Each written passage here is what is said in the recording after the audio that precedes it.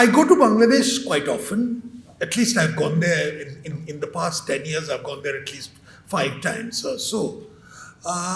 And one of the things when you're in Dhaka, and most of the time people go to Dhaka, is I normally go into a place called the Dhakeshwari Temple, which is the old Dhaka temple. It has been destroyed innumerable number of times and rebuilt. But it's always a very convenient gathering to meet Bangladeshi Hindus.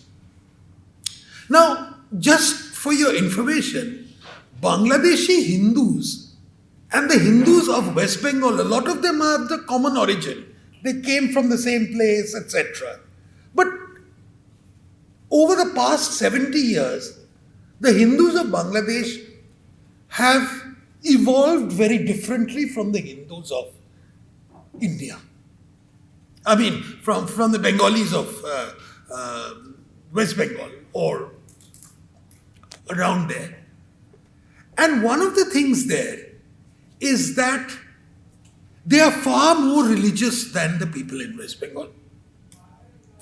And their adherence to their rituals is far more orthodox, or what used to be in Bengal, around in the whole of Bengal in the 40s and 30s. They haven't really evolved from there. This is a standard feature of minority communities. Now, I think it was 2012, I'd gone there, and we asked a certain person, I think it was just before Hasina came to power, so it was probably 2008 or something, just before Hasina came to power. And I was asking something, what is your situation? One of the Bangladeshi Hindus. So he said, in Bangla, he said, it's not very good. But, you know one thing, it could have been worse. At least, none of the women in my family has got raped. Now can you imagine? Someone actually talking in that fashion and telling you that their biggest relief is that no member of their family had got raped. And one of the biggest features you found in Bangladesh at that time, particularly among the middle class of Bangladesh, and middle class means very lower middle class really, was that most of them managed to get one person of the family into India somewhere, in Kolkata or maybe in Tripura or someplace like that, because that was their insurance, just in case you needed to go. So on an average those days, something like 40 families used to cross over daily, through one way or the other. So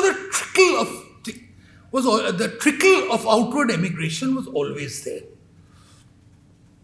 Now this is very important to note, because unlike 1947, when partition happened, and here in what is called West Pakistan, there was an en masse transfer of Hindu and Sikh population from Punjab, Sindh, the frontier, etc., to India at one go. By 1950, that process had been more or less completed. Now, 1% or 2% Hindus were left behind in what is called Pakistan. That didn't happen in Bangladesh. I mean, East Pakistan. It happened in small batches. To the extent that a large number of Indian leaders said, "Ye to hoga nahi." Ultimately, East Pakistan or India ek ho jayega. In 1948, a delegation of refugees from East Pakistan went to the Congress session in Jaipur. And wanted to present their, grievances or whatever it was there. They went to Pandit Nehru. Pandit Nehru looked at it and said, "Arey, you've come to the wrong place. Please go to the foreign department of the AICC." So you were treated as foreigners. You were not treated as something Indian. And even when it came to the refugee issue, here it was relief and rehabilitation. All these colonies which exist all over Delhi, which has grown in value subsequently. But it was an organized bit. Chandigarh, Delhi, these were places which were there to rehabilitate the people who came over from that side. In Bengal, what happened was you had relief, but there was no rehabilitation. You had camps, temporary camps, and most of the people there, they just got into any vacant land and just occupied it. So a different mindset overtook them. So when they were repeated, the point is that how did the periodic exodus of Hindus from East Pakistan and subsequently Bangladesh happened? It happened when certain things in India happened, and then, like in 1948, there was a big stir in East Pakistan. Why? Because Hyderabad had been taken over by India. So वहाँ असर पड़ा उसका, and a lot of Hindus were driven out. 1965 में, 64 or 65, there was a big fracas in Srinagar over the Hazrat Bal. बहुत बड़ा था. Big incident happened like that. Fallout was there immediately. In 1971, there were 3 million refugees who crossed over from East Pakistan into India, which led to the Bangladesh, creation of Bangladesh. But what we never admitted was that 80% of those who crossed over were actually Hindus. So chup tha. Tactically, jo bhi ho, we never admitted. Of that, about 50% never went back. Then जब यह अयोध्या में वो बाबरी मस्जिद का issue था, that had a big issue there. Again, another big lot. So you see, things in India have always had an effect on the minorities in Bangladesh. There are certain differences, like 3 years ago what happened in Durga Puja, that was a separate incident altogether. Or what is happening now at present. Now the question really arises, what should be the policy of a government of India towards one, Bangladesh, and two, the Hindus of Bangladesh? Now, it's nice to hear Abhijit saying that we should have made contacts with Jamaat. अरे भाई, the Jamaat exists half the time. India में जो Jamaat है, that is the same as in Bangladesh. When the crackdown on the Jamaat took place in Bangladesh, the third and fourth level Jamaats all came into West Bengal and they all became Maulvis in the places like Malda, Murshidabad and places like that. We looked the other way. Or rather, we didn't have the mechanism to remove it because they come with voter card, Aadhaar card. They leave no stone unturned. Hindus who come without papers.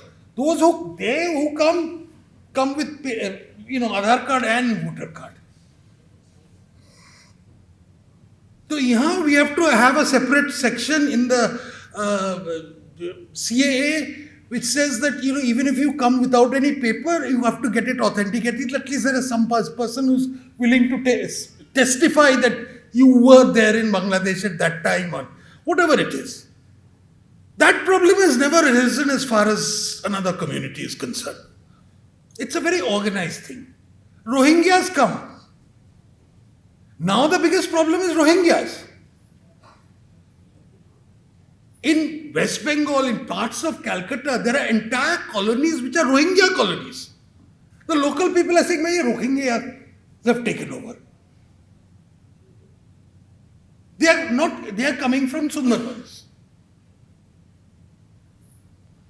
So Bangladesh has a policy of exporting part of its population to India. And India is like a blotting paper, we take it. Because otherwise we can't say, well, whatever it is, we haven't yet evolved any policy of what to do if we detect somebody. We haven't yet detected policy. CAA is only meant for giving citizenship to somebody. Only what 2,000 have got it so far. Because earlier people have got their citizenship by getting fuzzy papers. The CAA is meant to tell people that the fuzzy papers need not be fuzzy. Please get it legalized. I mean, these are things which we don't say because on the ground we see it happening. Now,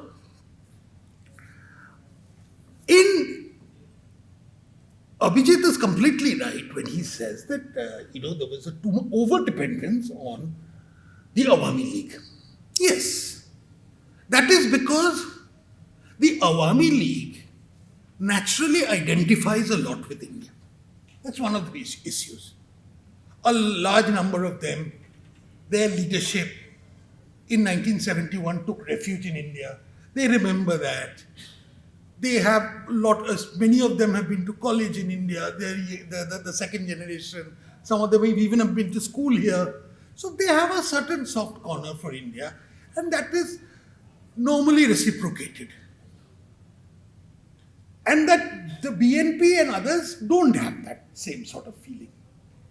You know how you can distinguish between what is a BNP and what is Awami League? The Awami League people will say Joy Bangla. And the BNP people will say Bangladesh Zindabad. The moment you hear these two, you can make out who is what. Or which, broadly speaking, what the inclinations are. So the Bangladesh Zindabad category of people normally are very suspicious of India. Now, do you know the time when we lost to Australia in the ICC World Cup final? You should have seen the video, you should have seen the celebrations that started happening in Bangladesh. There was riotous happiness. As if, they've conquered the world or something like that. Bangladesh has won the World Cup. Why? Because India has lost.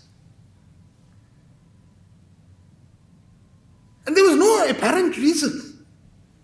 The biggest number of Bangladeshis come for treatment, for medical treatment, to Tamil Nadu, to West Bengal, to even to Delhi. Delhi is not that much. Big pilgrimage thing in Ajmer. It's all there. There's always a queue of 2 kilometers long outside for visas to India. So there is this entire traffic. Some of the old new markets of Kolkata, like the old New Market, is now an entirely Bangladesh market. There's no one else. Locals don't go there anymore. So there is that connection which is there. But at the same time, there is that intense hatred. And that intense hatred was manifested during the student movement. That's why the moment Hasina left by helicopter, the first thing they did was they burnt Mujib's house in Dhanmondi. They destroyed almost every single statue of Mujib. And they destroyed almost every memorial commemorating the 71 liberation. Every single one of them has been destroyed. And all within 2 days. And if you ask the liberals in Bangladesh, they say, no, they were spontaneous. There was nothing spontaneous about it. It was completely targeted, just as the attacks on the Hindus was completely targeted. And there was two differences this time. For the first time, a Prime Minister of India, in his Red Fort speech, said कि ये नहीं चलेगा. He mentioned the Hindus of Bangladesh. Never before. इतने साल हो गया. This was not the worst attacks on the Hindus. Never before. Some of them had not even acknowledged that there is a category called the Hindus of Bangladesh. This was the first formal recognition by a Prime Minister that we consider the Hindus of Bangladesh to be also our responsibility. And immediately after that, you saw the demonstration by the Hindus, which again had never happened all these times. Hindus had taken everything. They had taken the beating, packed their bags and walked over to India. There were demonstrations in Chittagong, there were demonstrations in Dhaka, in Khulna, in Sylhet.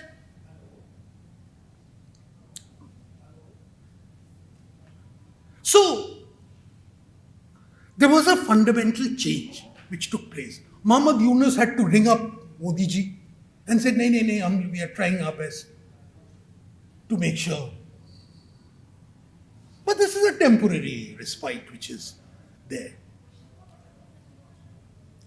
It is true, as both the preceding speakers have said, that Islamization in Bangladesh has now reached a certain critical level. And it's only a matter of time. Even if the Jamaat doesn't make it, something nearing the Jamaat mindset will be always there. And part of that has infected the Bangladesh army. And it's always the army which is the critical thing. This time, why did Hasina suddenly flip? Because the army suddenly withdrew its support. The moment the army withdrew its support, it was over. Game over. She had to go. Otherwise, she would have been lynched like every other Bangladeshi and every other Awami League. Now the question arises, what is the future of Hindus in Bangladesh? And what do they do? We all recognize that this is the reality. There is a creeping Islamization, growing Islamization. There's going to be attacks on Hindus in Bangladesh all the time. Today it might be, we might have checked it for a little while. Again, maybe this Durga Puja, they'll find some other issue. Tomorrow the ISKCON thing. So mainly, I'm glad you mentioned the ISKCON thing, because ISKCON is actually, very strangely, there are two organizations which are actually helping the Bangladeshi Hindus. One is ISKCON, which is suddenly become a very militant organization, very uncharacteristic, because we think of them as very, sort of white sadhus and something like that. And then there is the Bharat Sevashram Sangh, which has been the old traditional Swami Pranavanand's organization, which has been the traditional thing.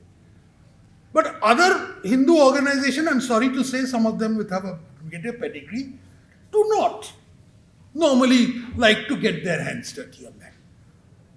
So, Hindus, do they stay and fight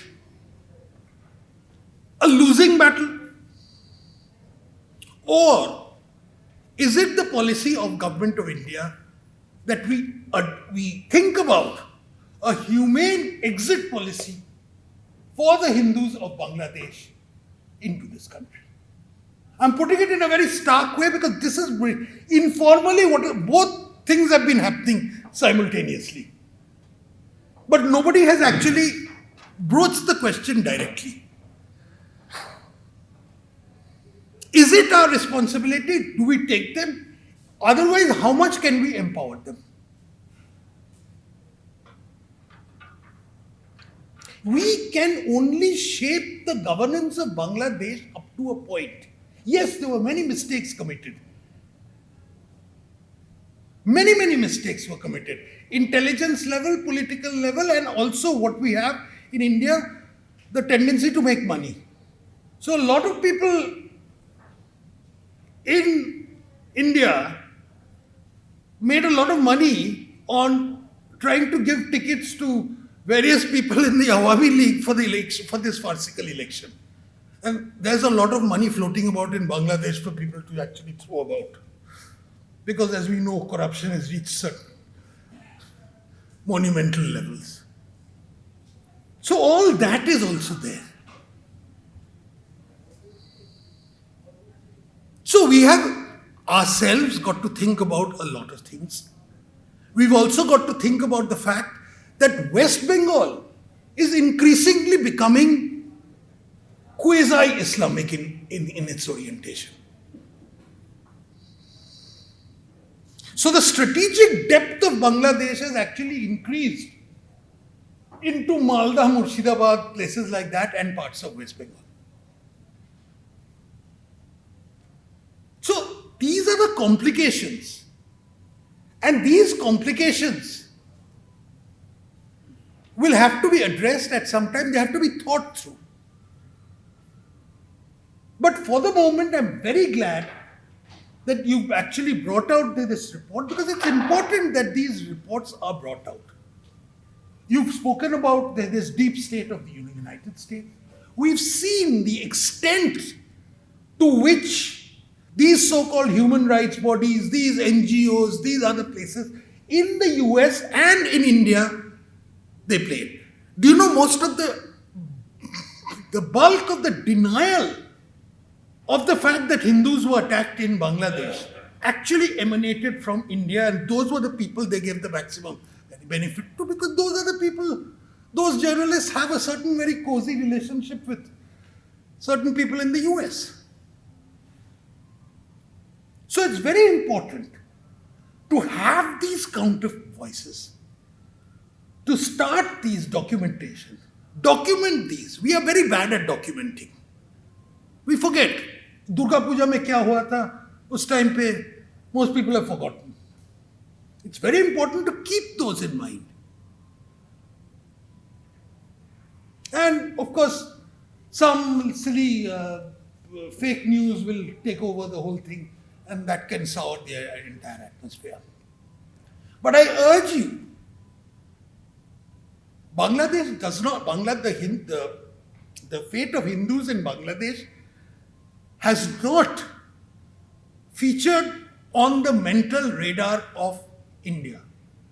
It only featured, it got into the political agenda because of the CAA in a very limited sort of way, and that too, the main issue got distorted because, what Shaheen Bagh and all that, they started doing something completely different, which had nothing to do with CAA. So think about these. I personally believe that we will have to somehow send the signal to the people to the Hindus of Bangladesh, that they are always welcome here. We haven't done that this time. You've seen, we have closed the borders and we have stopped issuing visas. Whatever the reason for that is. But I believe that the Bangladeshi Hindus will have to be told, and that we will have to recognize that they are our people, and that they are not what Nehru said, the foreign department of the government of India. They are part of us. And wherever they stay, the Hindus all over the world belong to India. Thank you.